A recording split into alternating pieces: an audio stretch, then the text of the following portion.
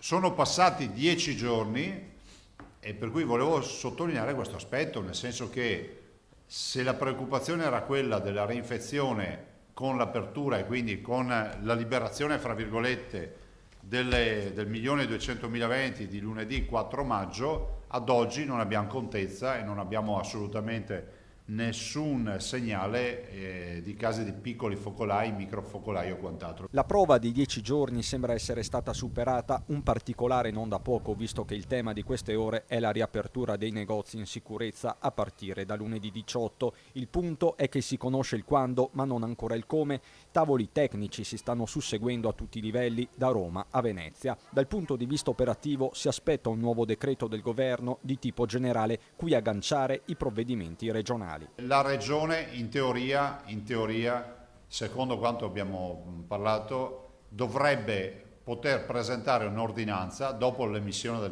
del DPCM e più estensiva rispetto al DPCM, qualora lo creda e voglia farlo la regione. Insomma, la stessa regione è in attesa di capire le nuove mosse di Roma. Finora ci sono stati solo impegni. Zaia intanto ribadisce la via veneta. Noi siamo nelle condizioni di dire, di anticipare già che noi chiediamo l'apertura di molte attività, tra le quali, vabbè, è inutile che stia qui a ricordarvelo ancora, tutte le attività commerciali, ma immagino, spero che il DPCM già lo preveda.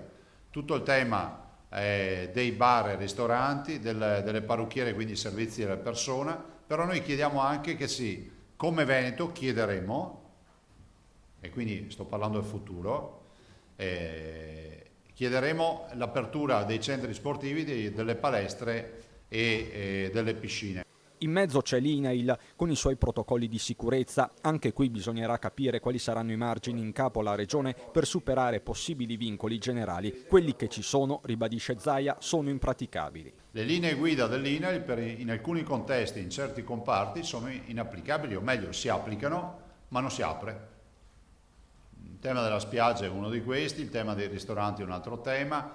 Insomma, capite che sono linee guida molto prudenziali, probabilmente corrette per alcuni contesti nei quali non c'è il controllo, diciamo, di quello che sta accadendo, ma non per noi. E nella via Veneta alla riapertura ci sono anche le strutture per l'infanzia, i Gresta, i centri estivi dagli 0 ai 14 anni. La conferma è arrivata dallo stesso governatore che sul punto si sta confrontando sempre con il governo. Siccome noi abbiamo già fatto le linee guida, infiliamo tutto nell'ordinanza e vedremo cosa il governo ci risponde. Quindi se passa, noi possiamo dire che la prossima settimana apriamo anche tutti i centri estivi, o meglio diamo la stura per partire con tutte queste iniziative, centri estivi, Grest, scuole paritarie o quello che è. Questa è la nostra operazione, questa ve la posso anticipare. E dal 18 maggio si va verso la riapertura dei confini tra Veneto e Friuli Venezia Giulia, con la possibilità di fare visita ai congiunti per i residenti delle aree di confine. Questa è l'intenzione che Zaia con il collega Fedriga ha comunicato con una nota ai prefetti, e questo sulla base della curva epidemiologica in diminuzione in entrambe le regioni.